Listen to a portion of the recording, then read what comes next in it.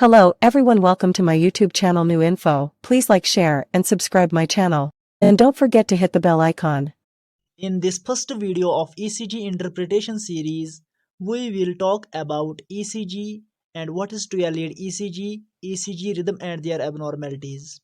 By the end of this video series, I will make sure that you have mastered all the important ECG, all the high-yielding ECG rhythms and their abnormalities. First of all, we will talk about ECG and what is ECG. ECG is basically electrocardiogram in which you place certain sensors on the body in order to detect the electrical activity of heart.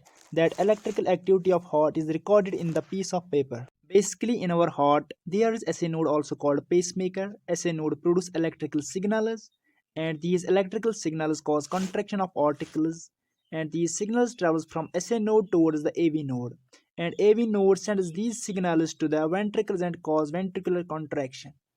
It sends signals via right bundle branch and left bundle branch. These bundle branches further divide into small fibers called Purkinje fibers.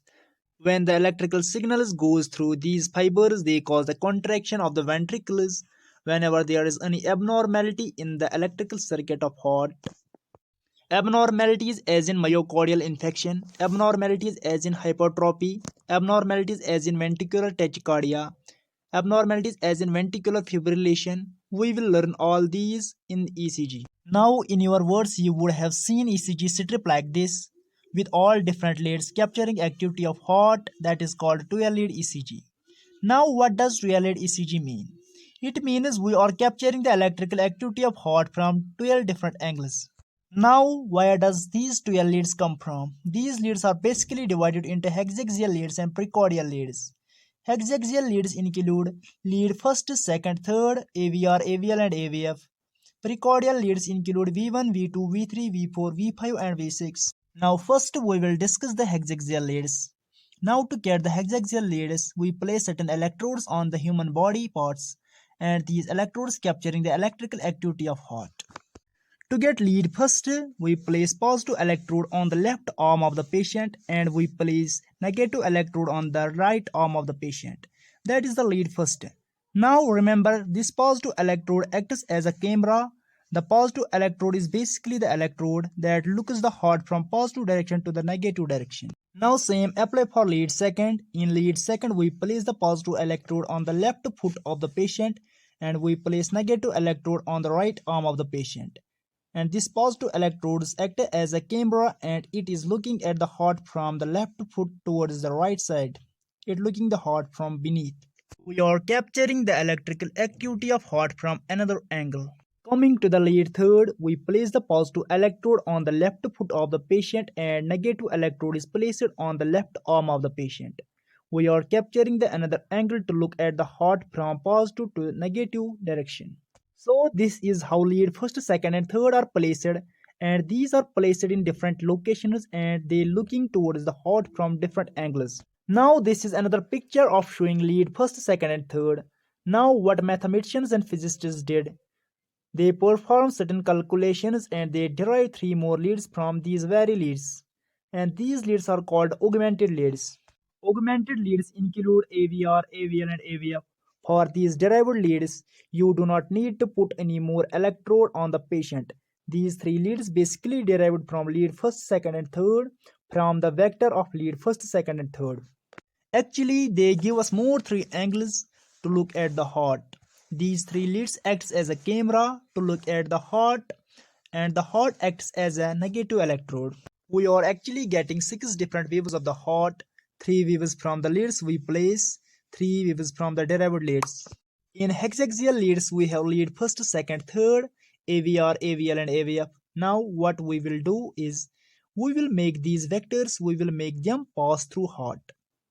Then you will get an area where these leads are actually looking at. If you pick up lead first, you place it over the heart, it will look like this. And do the same with lead second and third and place it over the heart, it will look like this. And you do the same with augmented leads. You take the lead AVR, AVL, AVF and you place it over the axis, they look like this. Now all these leads looking at the heart through different angles and different directions. Now coming to the precordial leads. Precordial leads also have 6 leads: V1, V2, V3, V4, V5 and V6. We are looking at the heart in these hexaxial leads in just one plane. So the precordial leads are the leads that we are placing on chest. These precordial leads looking at the heart from front side. So this is the concept. Now we are getting 6 more angles to look towards the heart. Now we place chest leads, also called precordial leads. The precordial leads are placed in the chest in order to capture the electrical activity of heart from the front side. Now how will you place these precordial leads on chest? Basically you palpate the sternal notch or jugular notch and you keep going downwards. There is a small ridge called angle of Louis or sternal angle, where the labrum joins with sternum, and when you go on the right side you will feel there is a rib present.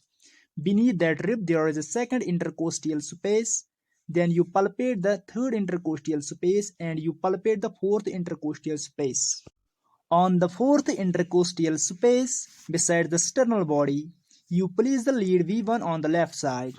So you place V1 in the fourth intercostal space. In the same way you place V2 in the fourth intercostal space on the left side beside the sternal body. Because the fat content over is less, we can capturing the electrical activity of heart very easily. Then you move into the fifth intercostal space, place V4 lead. In between V2 and V4, put V3 lead. Now in the direction of V4 lead, you put V5 and V6 lead. V6 lead is placed in the mid-axillary line. So these are the locations of precordial leads. Now when you place these precordial leads, these leads are looking at the heart in this direction. They are capturing the activity of heart from front side. Lead V1 and V2 are called septal leads because they look at the septum of the heart. Lead V2, V3 and V4 are called anterior leads because they look at the anterior part of the heart. Lead V4, V5 and V6 are called lateral leads because they look at the lateral surface of the heart. Whenever there will be myocardial infection in the left lateral side, you will capture it in V4, V5 and V6 lead. Whenever there will be myocardial infection in septal lead, there will be change in V1, V2. These are more 6 angles to look at the heart. Now in an ECG strip, these ECG leads are placed in this direction. Lead first, second and third, AVR, AVL and AVF. These are hexaxial leads, after which precordial leads are V1, V2, V3, V4, V5 and V6. This is an ECG paper where you can see lead first, second and third. If you have noticed, beneath these leads you have another strip called rhythm strip. Now what is the use of rhythm strip? We will discuss it in our video in abnormal rhythms of ECG. Leads that are looking at the inferior surface of heart are lead second, third and AVF.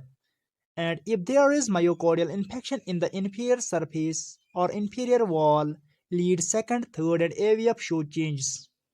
Thanks for watching this video.